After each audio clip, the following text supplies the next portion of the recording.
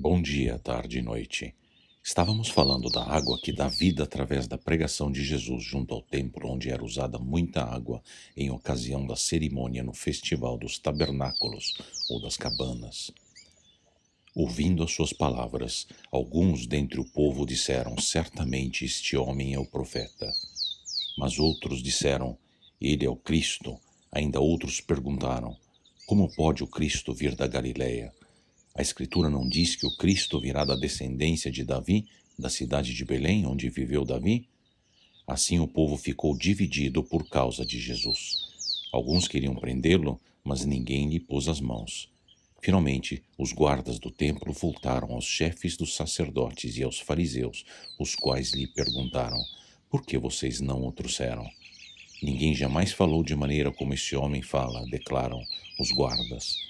Será que vocês também foram enganados? Perguntaram os fariseus. Por acaso alguém das autoridades ou dos fariseus creu nele?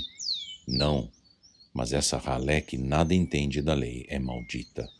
Nicodemos, um deles, que antes tinha procurado Jesus, perguntou-lhes: a nossa lei condena alguém sem primeiro ouvi-lo para saber o que ele está fazendo? Eles responderam: você também é da Galileia? Verifique e descobrirá que da Galileia não surge profeta. Como é que o povo reage à maravilhosa oferta de Jesus de receber o Espírito de Deus simbolizado no rio de água vivificante?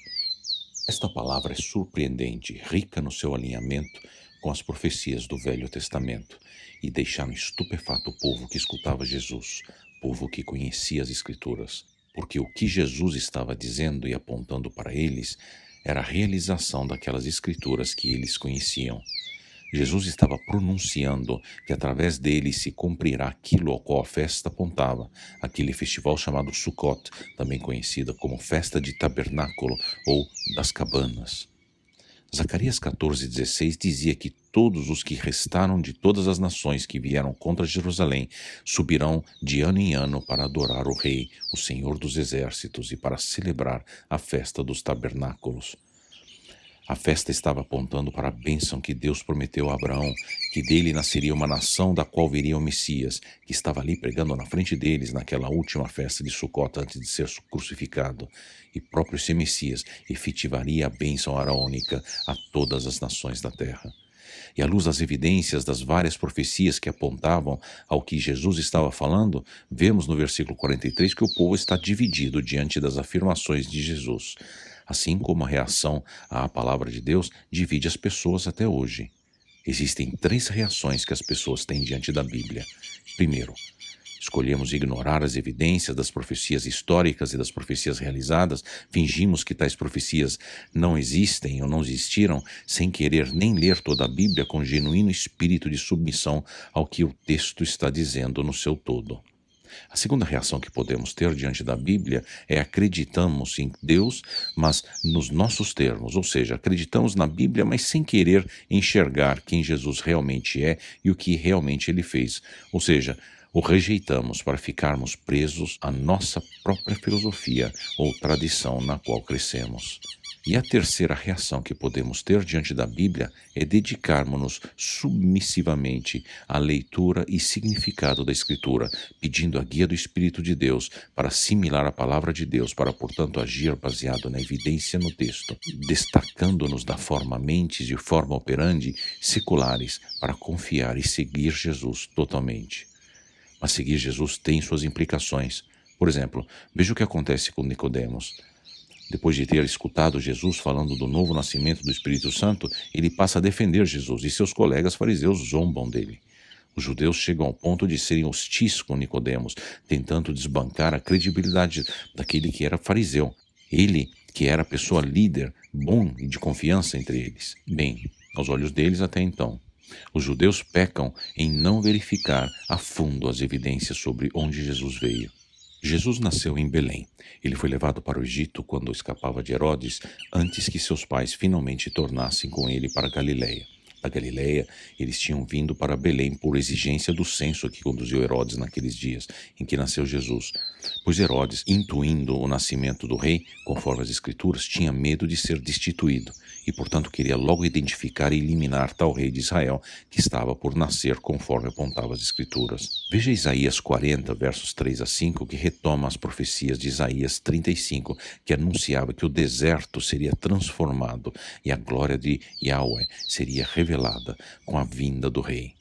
Na plenitude dos tempos, como exprime Gálatas 4:4, quem falaria prosseguindo com essa voz de Isaías seria João Batista, o arauto de Cristo, ou abre-alas, como de fato já tinha vindo e proclamado a eles, como vimos no nosso quarto episódio. Isaías 7,14 falava de uma criança que nasceria de uma virgem, criança essa que se chamaria Emanuel, que quer dizer Deus conosco. E as escrituras em Miqueias 5,2 dizem que o rei do povo de Deus nasceria em Belém. Tudo isso sobre a origem de Jesus, os judeus sabiam das Escrituras, mas não enxergaram ou não aceitavam as evidências. Em Oséias 11:1, temos a profecia registrada até a respeito do Jesus menino tendo de escapar para o Egito com seus pais antes de retornar para a Galiléia, de onde eles superficialmente pensavam que ele vinha. Ao invés de soberbos e superficiais, sejamos sensatos e sensíveis, pois Deus nos deixou a sua palavra nas Sacras Escrituras justamente para nós a lermos e apreciarmos quem Deus é e o que Ele fez por nós na pessoa de Jesus Cristo, cuja vinda ao mundo estava nos planos de Deus desde a criação do universo. Este livro, escrito num arco de 15 séculos, por mais de 40 autores de punho e consciência, mas inspirados por Deus, contém tudo o que precisamos saber a respeito de Deus, a começar da sua obra de criação até a sua obra de redenção e apontando a uma vida de inimaginável glória junto dele.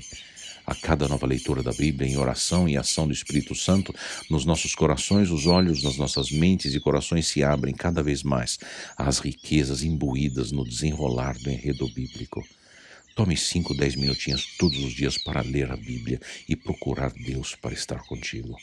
O que Deus é e o que Ele fala é válido para sempre e, portanto, válido também para nós, hoje. O Salmo 89:4 diz que Deus não violará a sua aliança, nem modificará o que os seus lábios proferiram. Deus, Ele mesmo não muda, como disse o profeta Malaquias no Velho Testamento, no 3º capítulo do seu livro, verso 6, e rebatido pelos apóstolos no Novo Testamento, como o próprio irmão de Jesus, Tiago, no capítulo 1, verso 17, que diz que em Deus não se pode existir variações ou sombra de mudanças, assim como Hebreus 13:8, que diz que o Senhor Jesus é o mesmo, ontem, hoje e sempre. Já estava tudo escrito para o povo nos dias de Jesus na terra. E aquela escritura, a qual se soma os evangelhos, histórias, epístolas e profecias oriundos diretamente de testemunhas oculares nos dias de Jesus, corrobora a mesma escritura para nós hoje. Isaías o disse brilhantemente em 40:8: seca-se a erva e cai a sua flor, mas a palavra de Deus permanece eternamente. Leia a Bíblia, aceite a graça de Deus e o conheça profundamente para preencher sua vida com a maior riqueza, começando pela sabedoria, amor e paz, cujo valor você não consegue alcançar, nem somando tudo do bem e do melhor que está no mundo no qual você está de passagem. Não acredite que você obterá a vida eterna sem entender e aceitar o que está na Bíblia.